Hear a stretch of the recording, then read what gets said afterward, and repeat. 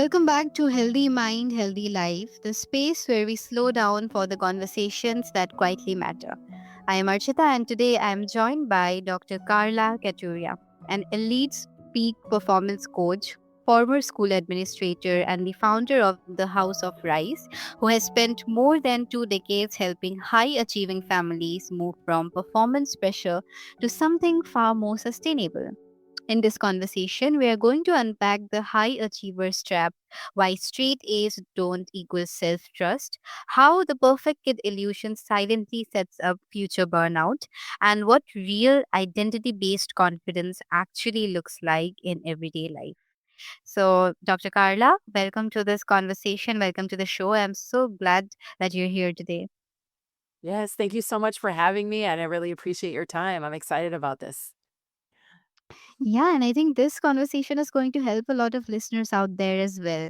So we will start, but before starting, there's just a gentle disclaimer to our listeners. Some statements reflect personal belief and experiences and are presented as individual views, not medical advice. So listeners should consult qualified professionals for medical conditions. And now that we have this out of the way without wasting any more time, let's dive into the conversation. And Carla, first of all, thank you so much for being here. And before we go anywhere near frameworks or strategies, I want to start with the human part of it all.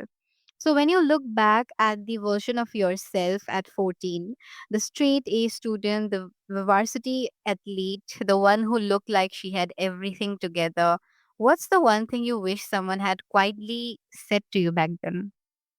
Yeah, good question.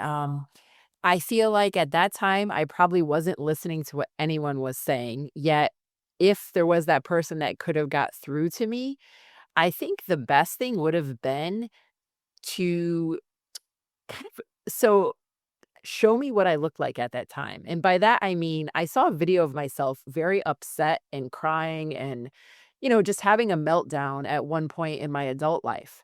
And by just viewing that, it made me think like, I don't want this to be me anymore. I, you know, and it made me really reflect on, you know, how do I want to handle my emotions, present myself, live my life. And I think at that time, I think anyone talking to me about handling my emotions would have helped.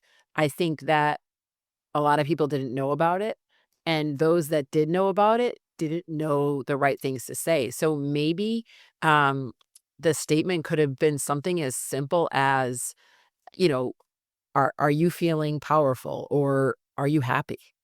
And I think the answer would have probably been no. And then from that conversation, hopefully turning into something that would look like support. So that was a great question. Yeah, thank you. I think that's a great place to start this conversation, Dr. Carla, because I think that's exactly what younger you would have wanted to hear from you now. And this will help a lot of listeners out there, the young, especially the younger ones, who want to hear something like this, so that they don't feel alone. So I think thank you so much for that. And this really sets the tone for this conversation. And this makes all of us curious as well about how you navigated this journey all alone. So, Carla, when most parents see a child bringing home straight A's, varsity letters, and glowing teacher reports, they exhale. They think my kid is okay, but your work suggests that's exactly the moment they should be paying closer attention. So, what is this misconception about high achievement that you wish more parents and more high achieving adults would let go of? Yeah, good question. I actually was just speaking to a mom that I work with. Her daughter just turned 18. She just finished, graduating. And, when we first met, it was, she knew something was wrong, that she wasn't sharing her emotions with her daughter wasn't sharing with her. And I think with parents, it's sometimes hard to be vulnerable, and mom shares with me that she either doesn't know what to do or feels helpless, or I'm trying to help and she's pushing me away. So I think with parents, a lot of times it's the vulnerability of sharing that, you also aren't perfect or are making mistakes or aren't sure where to go next and don't know what to do. And that's sometimes hard because, we just want we as adults also have that facade of like everything's okay, everything's fine. And I think it's just realizing that it's okay to reach out for help. It's okay to address um the underlying issues, but, it's easier to talk about, did you get an A or did you get an F, than it is to talk about why you're feeling a certain way and what you're thinking about. And I think a lot of parents in my generation, we didn't have the tools, so we don't know how to help the kids of the next generation. So it's parents being vulnerable and realizing, like, I need help too, and that's frankly why I work with the whole family and not just the child. Yeah. Absolutely, because I feel that it's never the child alone. It's something that's been happening inside the households as well. Everything is connected, so it's really important to go to the root of it to find out what exactly is the problem. And most of the time, a problem is there, but it's just oftentimes parents choose to ignore it, or most of the times they are unaware of it. So as to help. So I'm really glad of the work that you're doing, Dr. Carla, because there is this big misconception, like I said, that perfect A's, being a perfect student and a perfect kid is all that matters. But sometimes, there are imperfect parts of that as well that needs to be worked upon and asked that why is this happening. So it's really important to figure out the why as well. And that reframing matters so much. So thank you so much for that, Dr. Carla. And that brings me to another point. So you have talked about realizing in your 40s that the jet-setting career and the elite life you had built were meaningless without the foundation of internal control. So from your work with thousands of families, what are the deeper patterns underneath this? And what's actually happening inside a kid or an adult who's achieving everything and trusting themselves nothing? Yeah, so I think that there's a lot of self-doubt. I think there's a lot of perfectionism. I think there's a lot of, afraid to make mistakes, um, putting pressure on themselves. So a lot of times the pressure does come from families, but a lot of times they, as a teen, wanna live up to a certain ideal that they've set into their mind. But they don't feel they're enough, so they're pleasing other people, whether it be their teachers or their parents and or their friends, and they're burning out because they're not protecting their energy. They don't have boundaries for themselves. They're rejecting their parents' support, so they've kind of lost that connection with their family, and they've also just been carrying all this pressure due to the self-doubt that they're feeling, and that's where it all comes down to, and it comes out in meltdowns or disconnection or, you know, poor behavior, and that's when things spiral out of control because they're feeling these big things, they don't know how to handle them, and, they're just kind of ultimately living inauthentically, and I think that's what happens behind the scenes, and it's getting to teens to realize, like, subconsciously what's occurring, and for parents to, you know, create that environment at home where they're open to communicating and there's not as much conflict. Um, so I see that over and over again. Yeah, that makes a lot of sense. And on that's such an honest answer, because Carla, you are describing something a lot of listeners have lived but never had the words to describe. The slow, almost invisible trade where a child learns to swap their inner voice for whatever earns approval. And then they wonder 20 years later why they don't know who they are when no one's clapping. And that's the most important part. And now let's bring this all the way down to the everyday life. So, Dr. Carla, for the parent who's listening right now, maybe watching their teen quietly tighten up, shut down, overschedule themselves, or chase the next day like their worth depends on it. What does this chap actually look like in real life? The quiet version, the version most parents miss because it looks like success. Mm, yeah, so I think, you know, on a daily basis, it could look like the teen is reaching out for, is against you, is, offering you resistance, is behaving poorly, or is just not sharing. They're doing all of the things, but they're not connecting with you. They're not sharing. They don't think you understand. They can't trust you. You've never been through this before.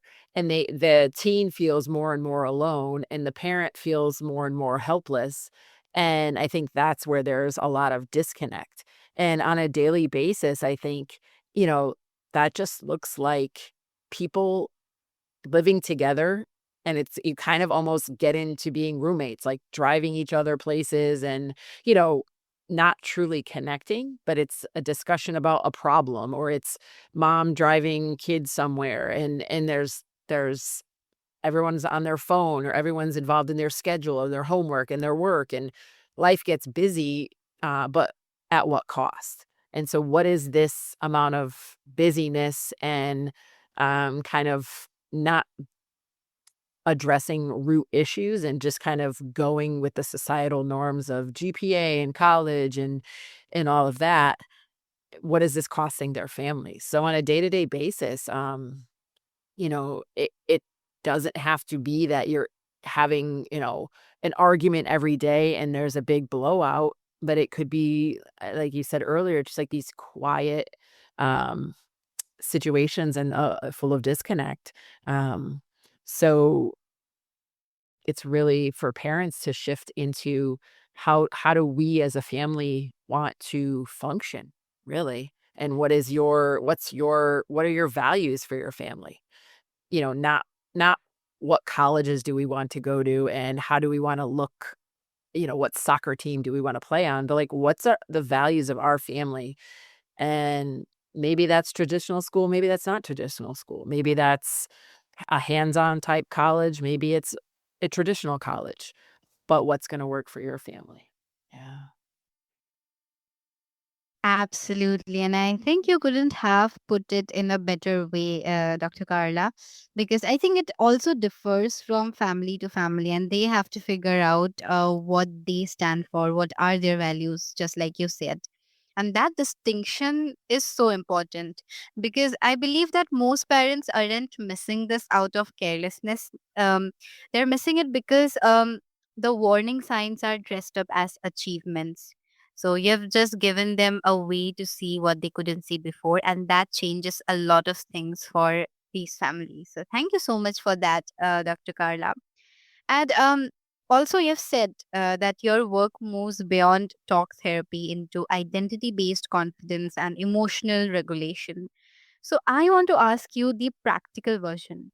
For a parent listening tonight, or even for a high achieving adult still living inside that same old pattern, what's one real grounded thing they can actually begin practicing this week? Something simple, something true, something that doesn't require an overhaul of their whole life.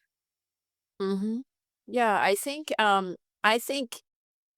there's kind of 3 steps I would take over time, and then there's the one thing I would do in addition to those 3 steps is creating time in your busy schedule and putting your team first, putting your family first, and really, putting down phones, not having an agenda, but really just holding space for your team to talk with about what they want to talk about. And a lot of people might say, I don't have time, or my teen's not going to want to talk about anything.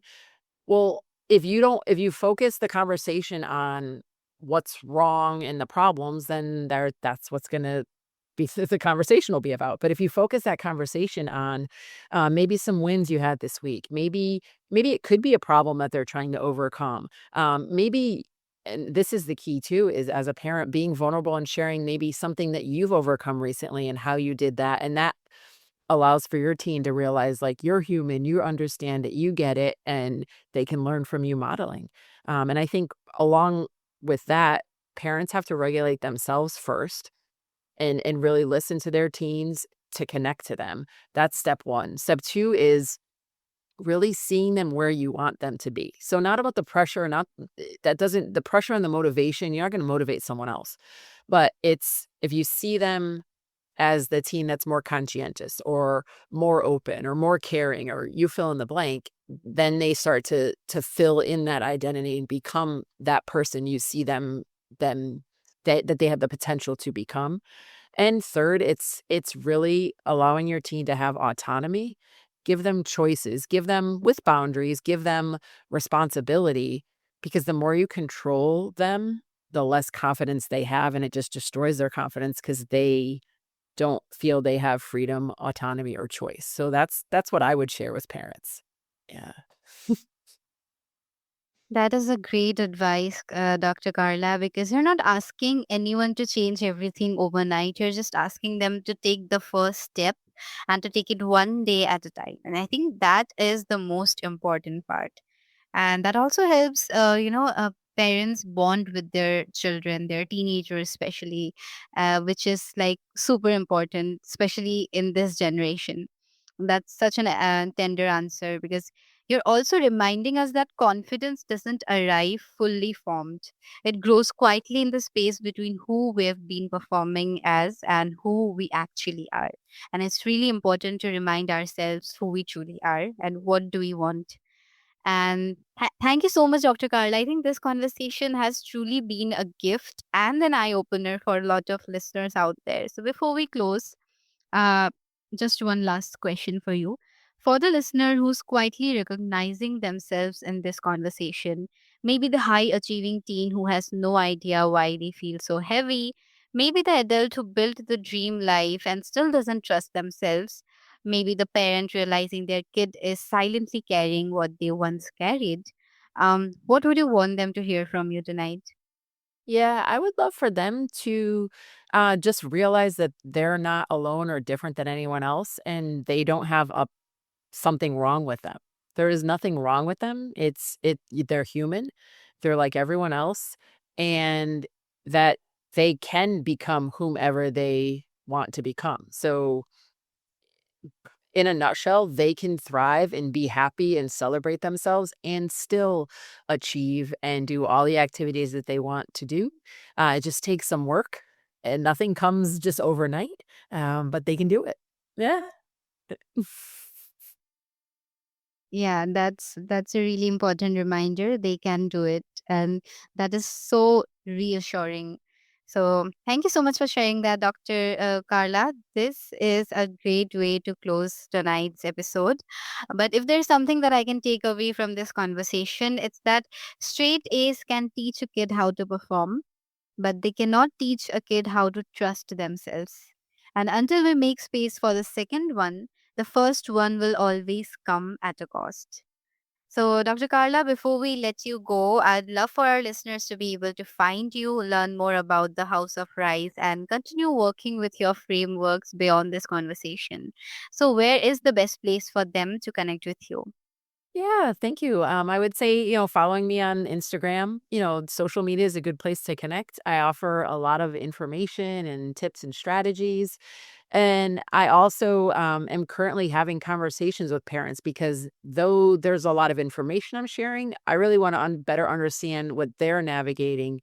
And I'm dropping something special at the end of the summer. So I would love to, just have more conversations with parents. So if they feel inspired by this conversation to reach out to me. And yeah, it could definitely be found on Instagram and other social media. So follow me. Amazing. Thank you so much for sharing that, Dr. Carla. And we will make sure to include all those details in today's show notes so that it's just one click away and our listeners can reach out to you whenever they want to. And thank you, Carla. And thank you for sitting with us through this conversation. If something Carla said tonight touched something quite in you, maybe a memory of your own 14-year-old self, maybe the face of the child you love, maybe a pattern you've been carrying for far too long, don't rush past it. Sit with it. Maybe say something kinder to yourself today than you usually do. Because the truth is, the most important thing we can teach the next generation isn't how to achieve, it's how to trust the person doing the achieving. Until next time, take care of yourself and take care of each other.